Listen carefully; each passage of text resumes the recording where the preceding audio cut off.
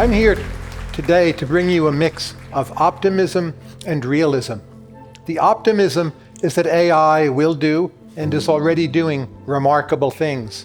So just yesterday, it proved a striking mathematical theorem that some people called the greatest achievement of AI so far. It will extend our lifespans, give us a wealthier society, more entertainment, more instruction. But the realism is no less important. And the realism is, first of all, a lot of people won't like what is going to happen. And second, a lot of the benefits will come more slowly than advocates would like you to think. So it will feel bad for a while. I would stress the following point. No one in this room is old enough to have lived through a radical technological revolution. I believe my grandmother did. She was born 1905. She saw the birth of consumer society, automobiles, airplanes, radio, television, so much in the first 50 years of her life. But today we all have grown up. The internet was a change. Computers are more important. Our lives have not really been disrupted. But what is coming is that virtually all of us will, in a radical way, have jobs that are very different from the jobs we expected. They might be less routine, they might be more fun, they might be higher paying, but they will be different. People do not always like change and uncertainty. And furthermore, when your kids, your grandkids come to you and say, "Grandpa, what should I do for a living? What skills do I need to learn?" You won't actually have that great an answer. So there was an older world we grew up in, we all grew up in, where if you were very smart, went to a good school, worked hard, and followed the rules, the chance that you could end up, say, living in Manhattan with a partner in a consulting firm, law firm, earn $2 million a year, have a great life, feel like you're master of the universe, those are actually the people who might lose. The people who will win are the people who are best at taking initiative, figuring out how AI works, figuring out how agents work, doing something different. In academia, Ethan Mollick, you heard from him before, he took initiative. The founders of Sana, they took initiative. So it will radically remix status in society. Again, in a way none of us have lived through. And this will hurt because when some people go up in status and some go down in status, I will tell you, those who lose suffer more psychologically than those who gain. So you may have heard Eric Schmidt gave this commencement speech, I think 2 days ago. And when he mentioned AI, the students started booing him. AI doesn't pull that well. It pulls least well with young people. So this will be difficult. One thing that is not true, AI will not bring mass unemployment, but it will change most jobs. Key feature of AI, there will just be many, many more projects, more than we can imagine. You know, they gave these Swedish slides here. This shows more project. Sweden's a project. It's a great project. But there will be two new, not entirely new, but two categories of job that will just go crazy for how many new jobs there will be. The first is what I call running experiments. So AI will have many, many new ideas, as it does already. Most of all in the area of biomedicine, we will need to test those ideas.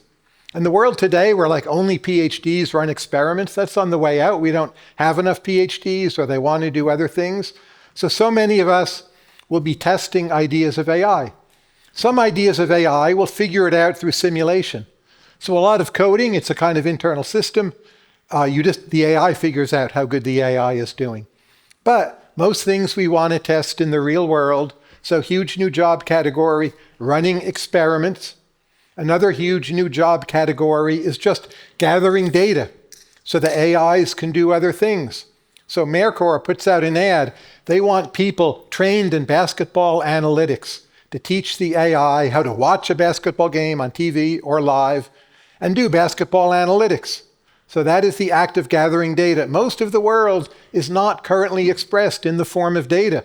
Insofar as we turn the world into data, AI can do much more for us. That process will not end anytime soon. Huge new job category. Energy and compute.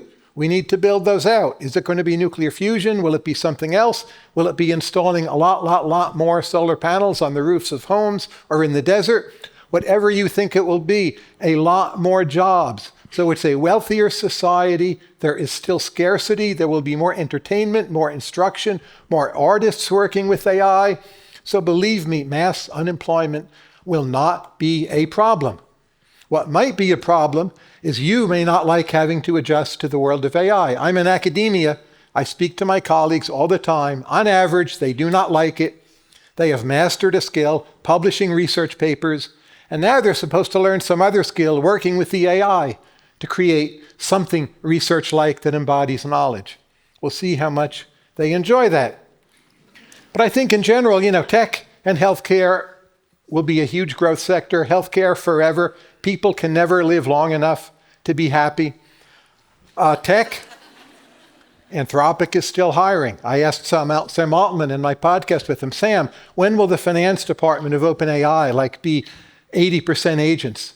He said, not anytime soon. So tech will continue to grow, though many, many jobs will be taken away, as already been presented here. But just healthcare, my quite subjective opinion, but I think over the next 30 to 40 years, most of the things that kill you, we will fix. You might die in accidents. You'll probably still die of old age. I'm not sure what we can do with your brain past some point, but I'm here to tell you, buckle your seatbelt. Don't go bungee jumping, whatever. This is tough for me. What's really the time horizon here? I'm 64, so I'm exercising more. When I hear, it all might be great within 30 to 40 years, I'm like, I'm 64. My daughter, that's wonderful for her. The grandkids, their ages 3 and 4, incredible for them. Can I hang on to 84? Well, I think so. Can I hang on to 94? Well, maybe along the way, AI will help me again. I'll get to 94, then I'll get to 99, and then finally, that will be it. But that will be, in essence, the way AI will be sold to the public, because it won't be that popular. It will help us against China and in foreign conflict, and we will live much longer and fix many things that go wrong with our bodies and maybe our minds. And along the way, feel disoriented and sometimes demoralized, but we will live through one of the most fantastic chapters of human history ever. So be ready.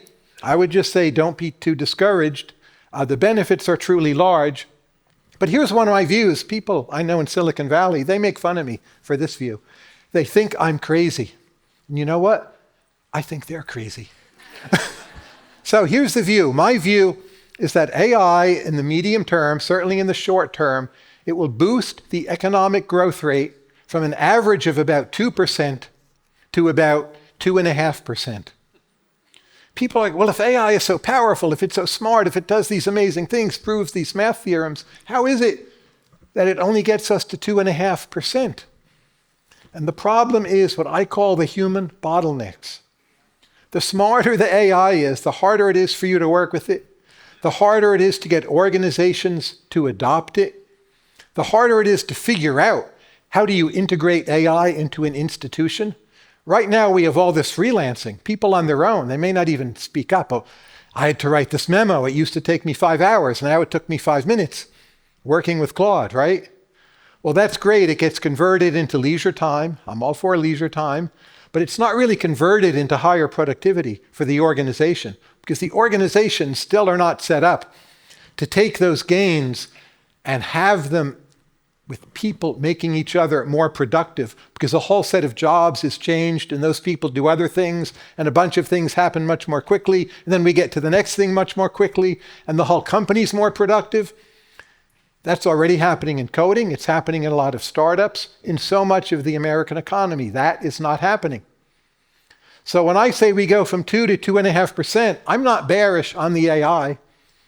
I wouldn't say I'm bearish on the humans, but we're holding it up a bit. I actually think that's reasonably stabilizing to go from 2 to 2.5%. And some of my Silicon Valley friends are like, what, you don't think we're going to grow 20%, 40%, 200% in a year? And I'm like, no, I don't think we're going to do that. I don't think we can do that. On average, it takes the FDA 10 years to approve a new drug. How frequently in this country are new nuclear power reactors approved? Until recently, there hadn't been, I believe, one approved for decades. So that is the stickiness of the world. It is in many ways unfortunate, in some ways stabilizing, and we are combining this radical new technology with that stickiness. The nice thing about getting from 2% to 2.5%, if you do budget calculations, you all know about the US debt, right? Like you feel, we're screwed. My kids are screwed. Grandkids are screwed. Right now, I think debt, it's over 38 trillion. It might have hit 39 trillion. What does that number even mean, right? Can we conceive it? But if our economy can grow 2.5% instead of 2%, that debt, rather than exploding and making us the next Greece, that debt actually converges to a manageable level. So the way to get out of this hole, like if you work in AI, you are our savior. You're our plan A, that we're going to grow a bit faster, and we're not going to see a huge tax increase. We're not going to see our Medicare, Medicaid benefits taken away, our Social Security ravaged. We will see America's fiscal position converge to something sustainable. You know, it's the other piece of news. You are our plan A. There is no plan B. So if you're sitting in this audience as our plan A, I applaud you. So this is truly important. There'll be a lot about AI people don't like, but what they don't see is that if we don't get AI, there is no other obvious productivity savior on the horizon.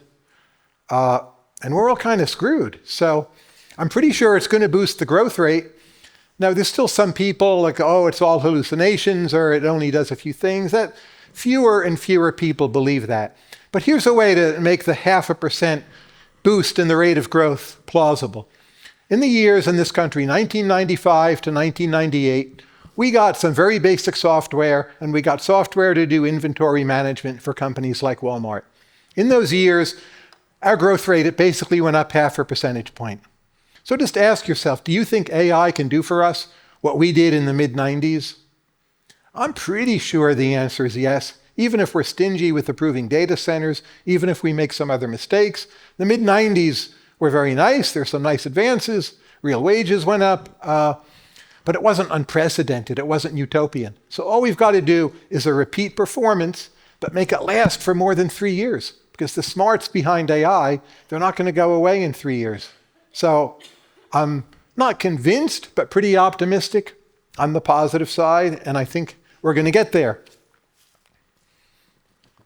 You know, household budget. This is another thing that will worry people. So economic growth will be higher, but the gains will go to people who take initiative. And you might wonder, what percentage of the population is that? I think people who are quite poor, and especially in poorer countries around the world, they are the biggest gainers. They already have access to free diagnostic, legal, business, consulting advice. It hasn't really spread yet. In the last 6 months, I was twice in rural Africa, in Ghana, South Africa. I went around, I asked people, do you have ChatGPT? They said, what's ChatGPT? I showed them, I downloaded it for them. But people in those positions, not getting good educations, not having access to whatever, they are the biggest gainers. The other biggest gainers, a lot will be immigrants. They're people who are willing to take initiative, did not necessarily go to the best schools, but think creatively about how to use AI. The biggest losers are those masters of the universe who become partners, live in Manhattan or maybe on the other coast, earn $2 million a year, and played the game by the rules. I think in this future, they will be sent to Houston. There'll be an energy company executive earning $350K a year. Not a humanitarian tragedy. It may feel that way to those of you who are New Yorkers, but I tell you, Houston has better taquerias and actually somewhat worse weather. But that group, they're the biggest losers. I worry greatly about the politics of that change. On the other hand, you will probably live to 98 or something like that.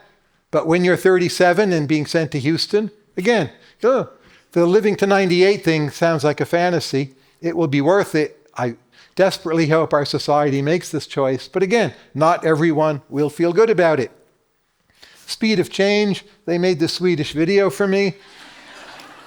It's blurry on purpose. Like, how much of our society is really efficient? I mentioned before I work in higher education. Other than Ethan Mollick and a few other people, how well are we adapting to the AI world? We sit around, we bitch about cheating. Oh, the students are cheating. We got to stop them from cheating. UC Berkeley Law School, they just issued this code. You can't even use the AI to ask about a new idea. It's crazy. If AI can help you cheat on a task, take that seriously, but it means you're teaching people a task that humans may not be doing in 2 or 3 years. So the cheating is a signal that the whole system is screwed up, and don't blame the cheaters, blame the system for teaching the wrong things. To get higher ed, tenured professors to do the adjustment will take a long time. You ask what % of the American economy is static or stagnant like that? Well, there's government, there's higher education, there's some but not all parts of our healthcare system, a lot of the nonprofit world. You can go on, make your own list, add up all those sectors. I think it's at least 40% of GDP. So 40%, 50% of our GDP will be very slow to adjust. And that's another reason why I don't think we're ever going to grow 20% in a year. But with some luck and skill, we'll grow another 0.5 percentage point and avoid some kind of fiscal catastrophe. You might wonder, how does all this affect me? I'm talking to you all. I'm not a GPT. My name's not Claude, right? I've reallocated, I'd say, 2/3 of my own time. I do much more mentoring. The AI can't do it in the same way that I do. I give many more public talks. I work more with human beings. I travel more. I do less writing.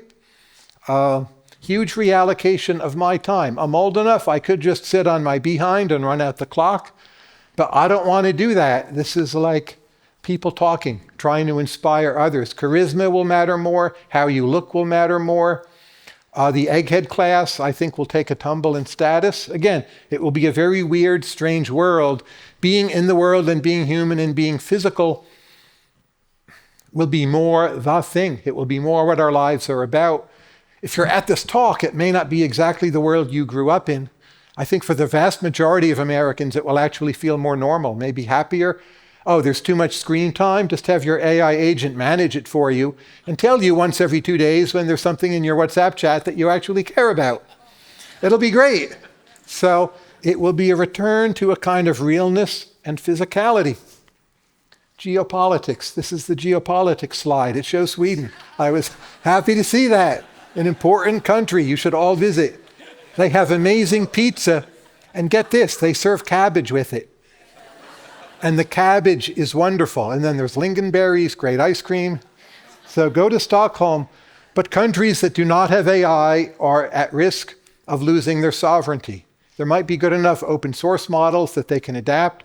But for the European Union in particular, but much of the world other than America and China, there's a real chance they will be dependent on our system, the Chinese system. The world will be divided increasingly into 2 camps, US and China.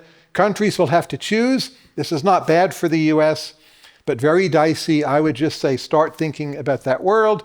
Our last slide, world of leisure. Yes, but here's the other final kicker. Right now, you have to work harder. There's new terms of competition. You have to adjust, you have to learn, just keeping up with AI. I used to be so excited when a new model would come out. Now I'm like, oh, my calendar can't handle it, help, please postpone it a week. So more leisure in the long term, a lot more work and some stress in the short term. And I hope you all follow and watch this world and accompany me moving into it. Thank you all for coming and listening.